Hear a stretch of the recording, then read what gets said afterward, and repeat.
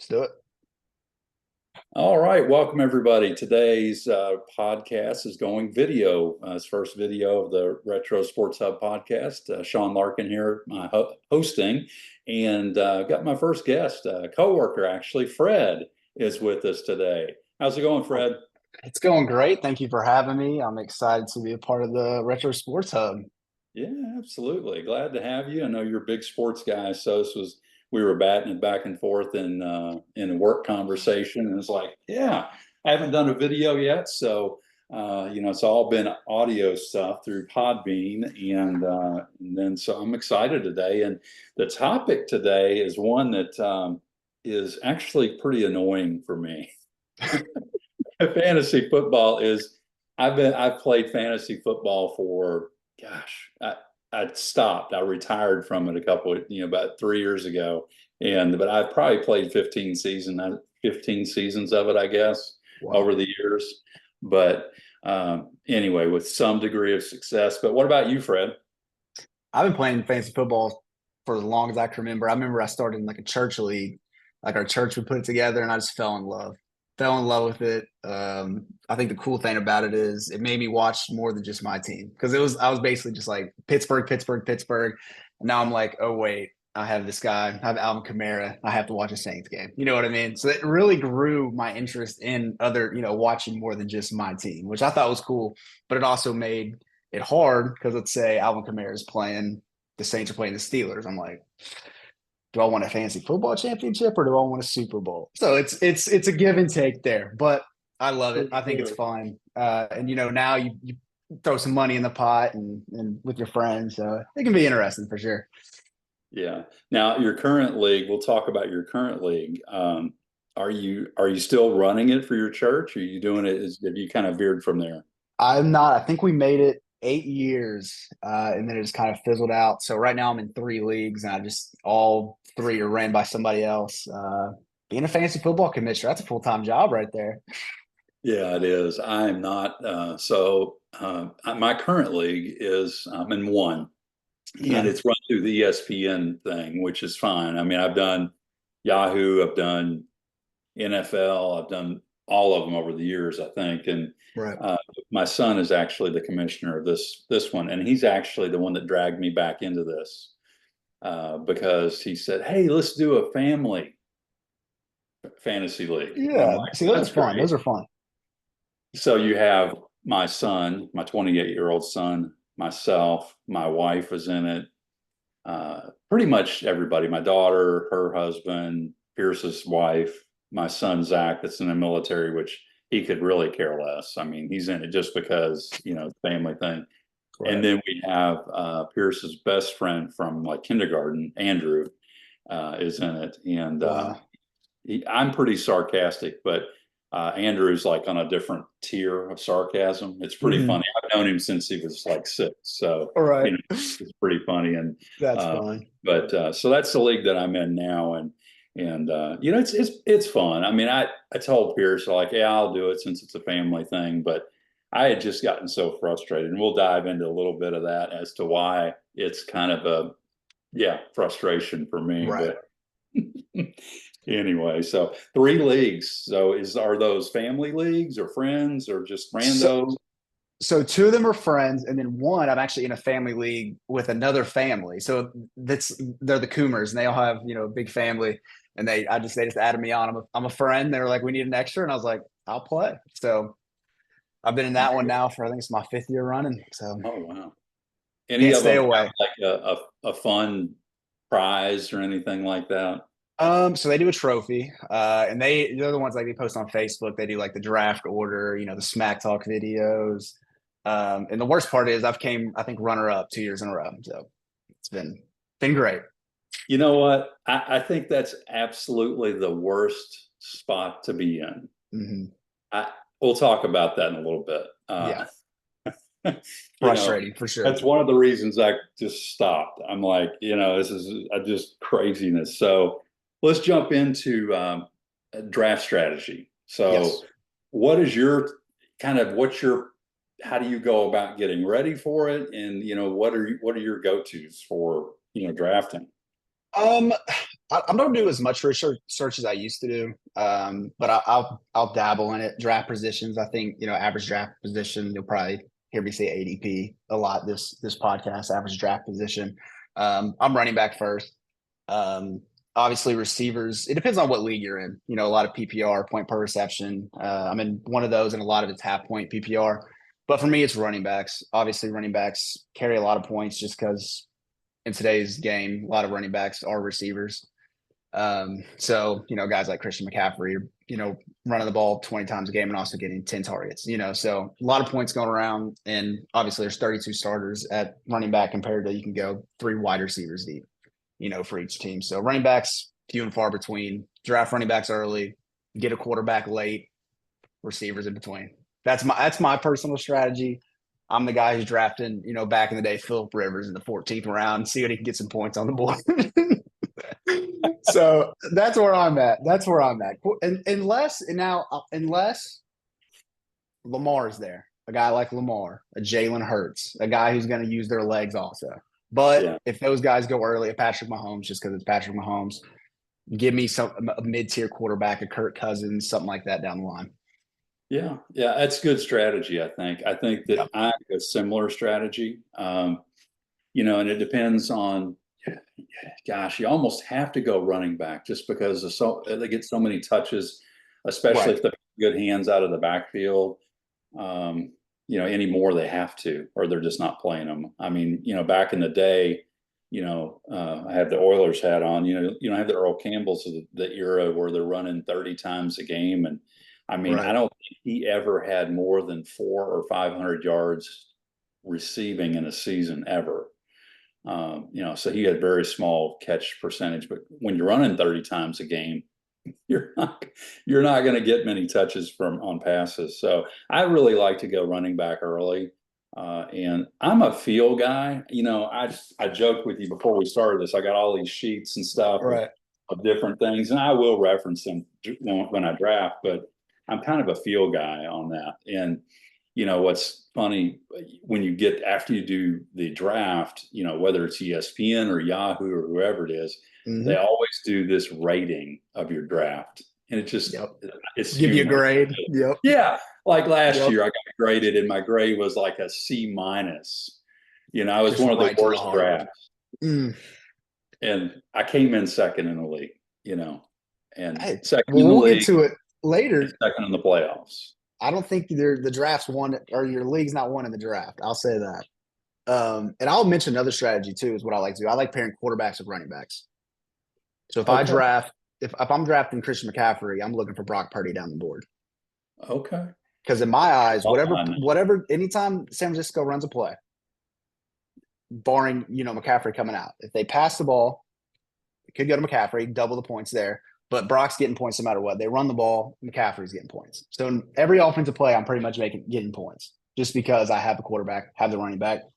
And if, Brandon Ayuk is still a 49er, please come to Pittsburgh down the road. Maybe I'll even pair that. I like stacking teams. I think that's another one of my strategy. And then, of course, I try to get all the Steelers I can so I can have even more reason to cheer for them. So, Yeah, so I don't have the same issue now with the Oilers. I can't root for the Texans. This is a sidebar. So I actually root for the Redskins, which I'll never call them what they're called now. Yeah. So they're the Washington Redskins as far as I'm concerned. Buddy of mine got over in Frankfurt. He's a preacher over there, and he's a big Redskins guy, and he grew up in Virginia. And he sent me a text last week of a ball signed by Darryl Green and Joe Gibbs. Oh my goodness. I'm like, oh, John, you're killing me. I mean, and it had somebody else on it that's like a 70s guy. I can't remember who it was, but it wasn't one of the Hogs or anything like that. Right. So, but yeah. So yeah, strategy for me, the pairing thing, I'll have to look at that because I've not stacked people like that before. Right. Occasionally, I think I probably have. But that's a pretty interesting strategy, I think. I think you have to have the right player like a McCaffrey, which I had him last year, and that's one that can be challenging just because of his injury history. Right, and I think another strategy a lot of people follows the handcuff strategy. So for running backs, let's say I draft Tony Pollard, I'm going to go get who's their backup, Tajay Spears. They're the backup running back. So if a guy like that gets hurt, I have that replacement right away, and I know he's going to get first team snaps. So that's Yeah, always and a great that's strategy too. smart. That's really Yeah. smart because with the McCaffrey or some of the guys in the past that have, I'm trying to think of the guy that was with the Giants. He would get hurt, and you were kind of stuck. It's always somebody like Oh that. yeah. You It's gotta any you gotta guys with a look lot at of the back. target shares, they're going to get injured. It just is what it is. It is, especially, yeah. I mean, these guys, I mean, the rules are much more, back in the 80s, you had Ronnie Lott. I mean, I think he probably would have been suspended a lot, for hits, and the Steelers. I mean, good Come grief. on. Geez, I'm telling you, Jack Lambert and some of those guys I were mean, Joe violent. Green. Mean Mm. Joe Green. Yep. Gosh. And they had some great teams. Terry Steel Bradshaw. I curtain. don't know how Terry Bradshaw can even put two sentences together now because he Terry got so Bradshaw. much. Oh, Terry Bradshaw's threw 300 yards in a game twice in his career. Can you believe that? Four Super Bowls. He's got the rings. We got You guys. know, We'll have guys go over 300 yards in the first two games of the season. Game's oh, changed. The game has changed. absolutely. You won't even know who they are. It's like, where did he play college football at? I mean, Boise State. I mean, I don't know. Bowling Green, which is in Ohio somewhere. What about mid-season or in-season stuff? Do you have anything that's kind of like, I'm a big waiver wire guy. I Yep. keep an eye on that. I say I don't spend a lot of time on it, but the one thing I look at the most is the waiver wire. Right. And kind of trends where these guys are kind of in the shadows and they're like playing well. And so, what about you? What's your thoughts on waiver wire? Yeah, waiver wire, I would definitely recommend if you have like the ESPN app, CBS app, whatever you use for sports, turn on the notifications for injuries. I think those are the huge ones. Say, hey, a guy's got injured in practice. Who's their backup? Go look at a depth chart. Go see who's next in line. I think that's one of my big strategies. Obviously, injuries, and then like I said, just keep track of these teams. Who's especially now before drafting, see these guys who's doing good in camp, who's having a standout camp. These rookies, especially, a guy like who's from Kentucky, Brendan Bates, showing out in Chicago. If he gets a roster spot, maybe that's a guy you look for in the waiver wire, especially at a thin tight end spot. So that's just my strategy. And then just guys who get hot. I mean, you see it's going to be early season. You see, especially with these young quarterbacks, who are they targeting early? It may not be the top guy. So those are my strategies: injuries, camp, see who's performing, all that. Go from there.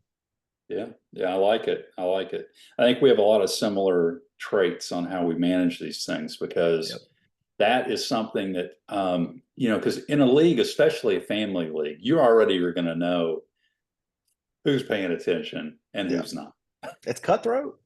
It is, and I don't care. I mean, I want to win. I I don't, do too. my kids, this mentality. So I'm 53. So my kids, I didn't let any of them win. They had to beat me, if it was playing basketball or anything like that.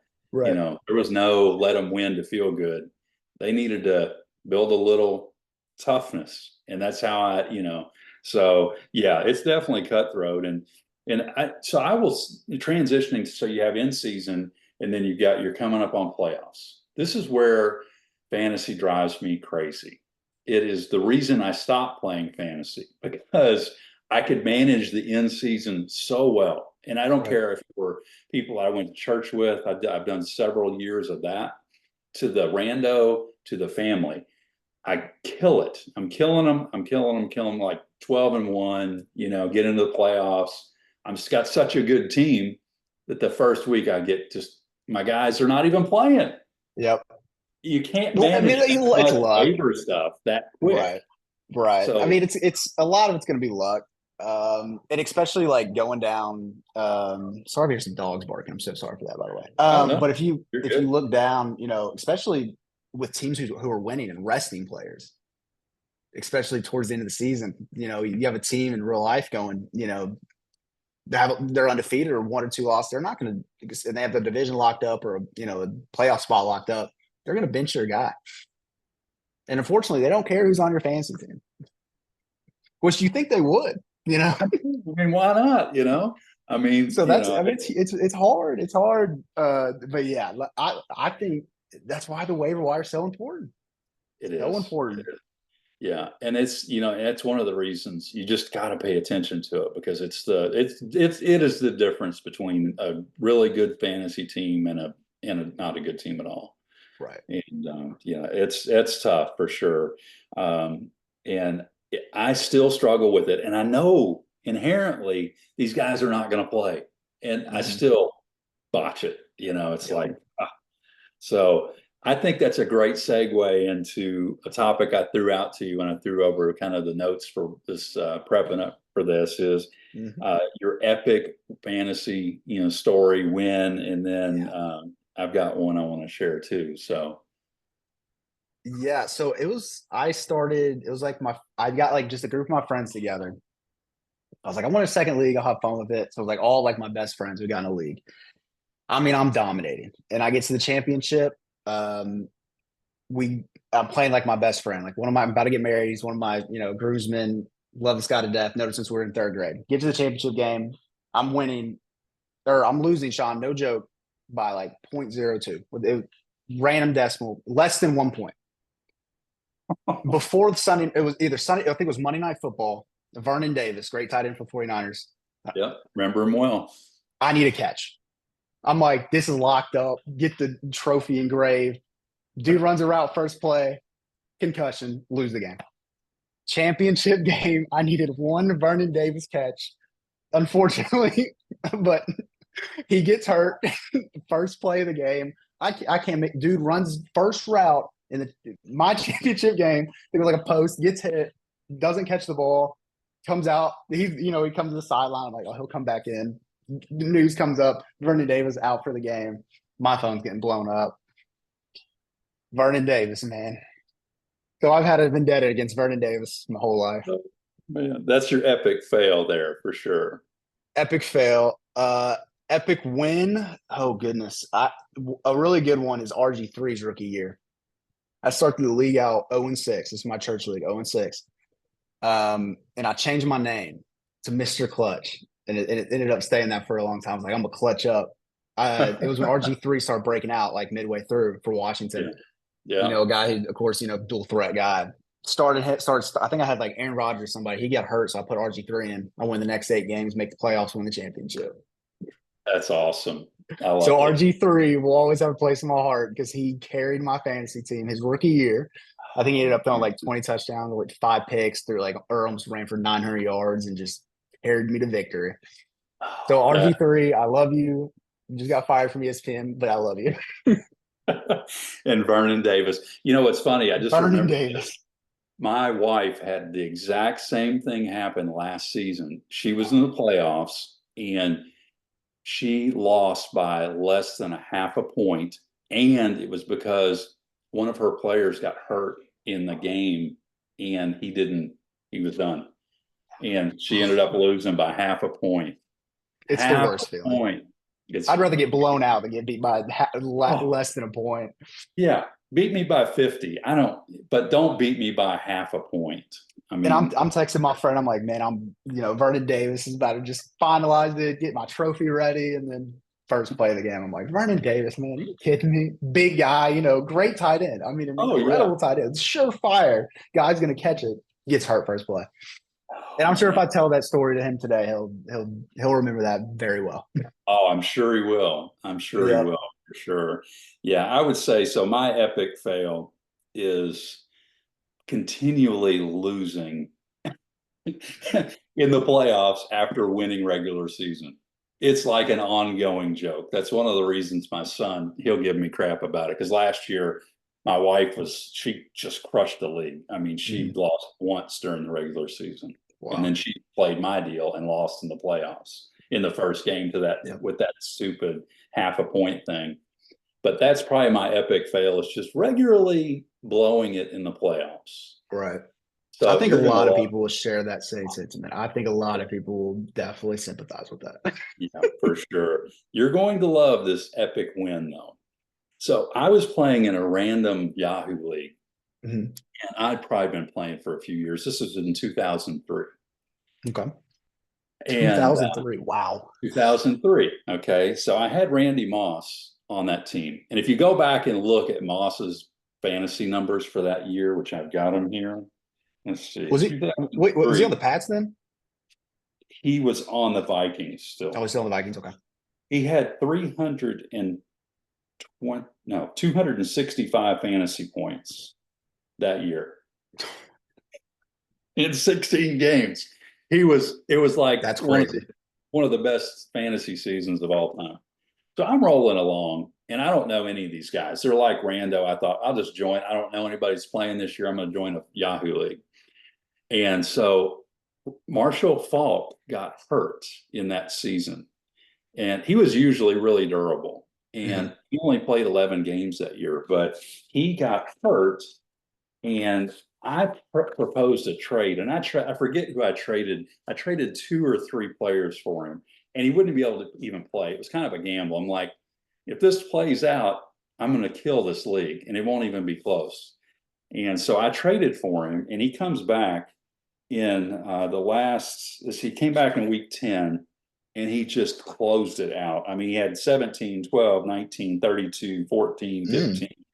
I mean, he was just killing it, 27 and 21 in the final game. And so I landed that trade.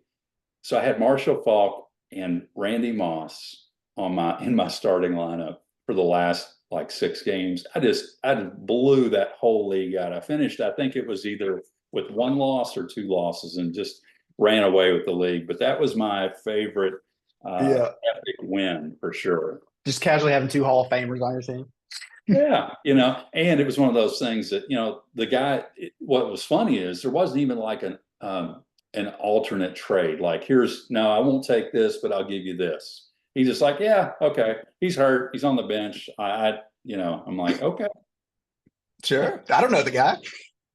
Right. I don't know him. It would have been Yep. even better if it had been in a family league, if I could pull it. 100%. Yep. When you That'll fleece a definitely trade, it feels so good. definitely be the win for sure on that one. And there was one other one I was going to share with you, but I can't remember what it was. Should have written it down. Epic fail, no, but yeah, those are two of my favorite stories for sure. And oh, I know what it was. So, side note on fantasy football, when I was back in like fifth grade, we had like newspapers. Okay, this is pre-internet.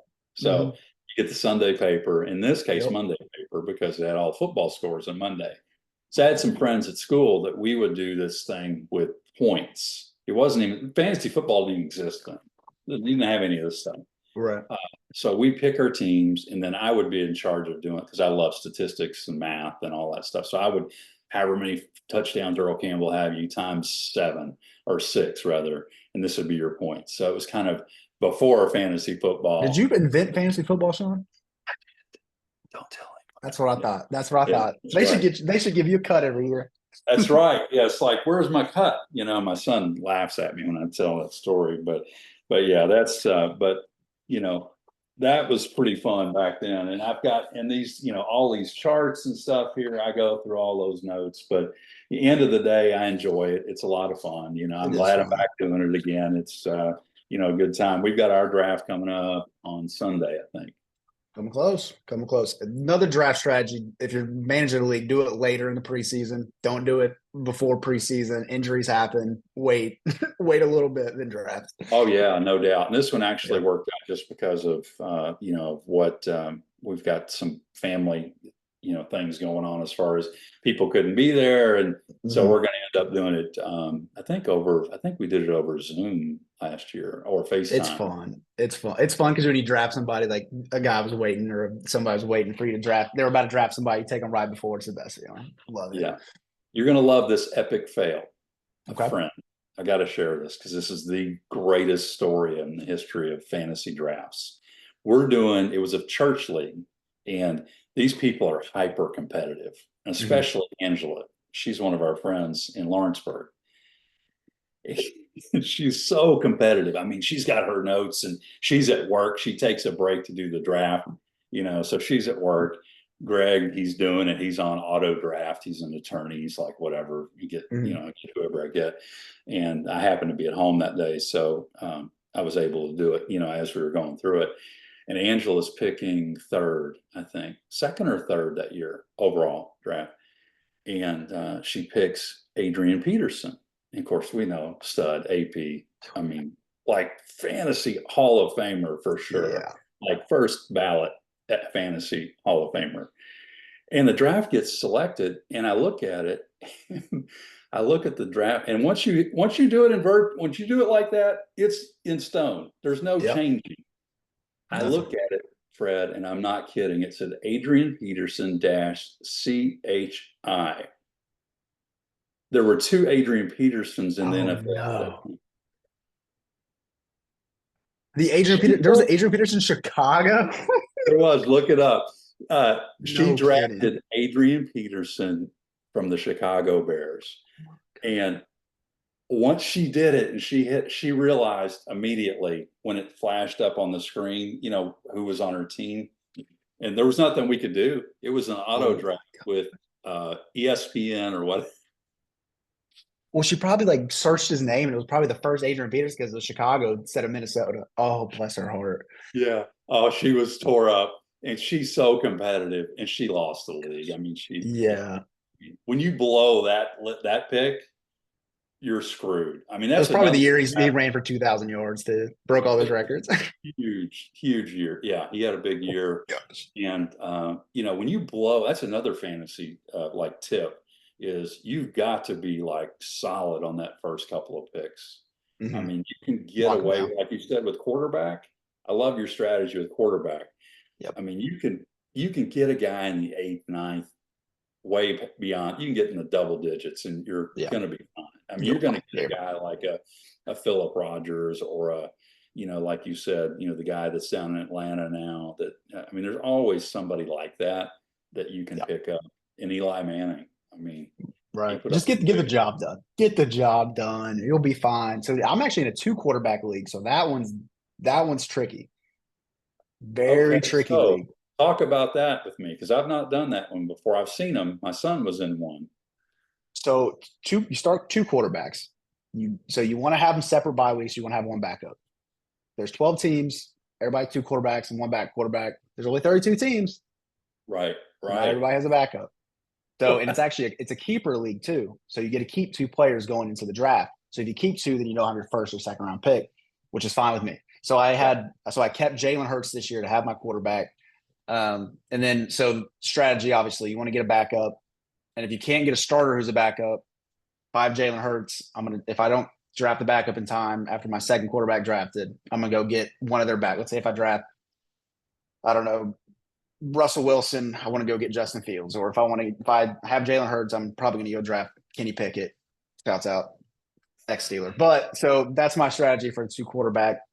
I'm not a big fan of 2 quarterback leagues, but I play along, have fun with it. It's just hard to find a backup. And there's been weeks or in years I didn't have a backup. Just rolled out there hoping somebody got hurt and threw a backup in there. You almost have to do that. My son was in Yep. one. I don't know. I've got to ask him if his work did that. He's got a group at work of buddies that they do one, and he's got 3. He's got Mhm. ours, a church league, and then one at work. And he would always ask me about the 2 quarterback thing. It's like, I mean, I don't have I don't have any experience with that. Right. I would almost rather have, 4 wideouts or 3 running backs or anything besides 2 quarterbacks. Well, bye weeks are a huge thing you have to worry about. Speed of strategy. I mean, you got to make sure your bye weeks are taken care of. You got to have the backups, make sure they don't have the same bye week. There's a lot goes into it. I mean, it's leading up to draft. You got to look at a lot of stuff. Big business for sure. Mm-hmm. I mean, it's just massive. And, then you have DraftKings. Have you ever done the DraftKings thing or any of those with fantasy? I have not. Like I said, a couple. I think 2 of my 3 leagues. One's for a trophy, and then one's a buy-in. So we'll have a pot. First place gets a certain amount of money. Second place. So, but Yeah. no, I've never done like the DraftKings stuff. But Yeah. I dabbled with it fun. one year just for kicks and just putting, just like $5 in there and, Right. playing around with it. But it seems Yeah, it's not something I think I can see where that could get pretty addictive pretty quick, Yeah. on that. It's like, yeah, I think I'll pass on that, Hmm. for sure. But yeah, man, it's been fun talking to you about this. I love it. I got to see your draft when you draft. I want to see, I send will. me. I'll show you all three of them. Yeah, yeah, for sure. I want to see who you draft. I really don't know who I'm going to go with right now. There's so many, I got to go through my notes and get ready for this thing on Sunday. And Hmm. this is good prep for that for sure, as far as that goes. But man, thanks for being on today. Of I course. Of appreciate that. course. And I'm going to, Anytime. I'm gonna definitely put this over on YouTube and put it out there. But I love talking sports, and it's a nice distraction from the work and all that Yeah. fun stuff. But I know I was looking forward to it all day. I made sure I stayed focused on work, but I'm not gonna lie to you. I was waiting for this podcast. yeah, for sure, I'll put it on my Wix website. Please do, please do. Yeah, anytime, Sean. Anytime. Anytime you want to talk sports, I'm passionate about it, so I can do it all day. Yeah, absolutely, Fred. Hey, thanks for being on. Have Of a great course. evening, and I'll talk to you later. See you later. See ya.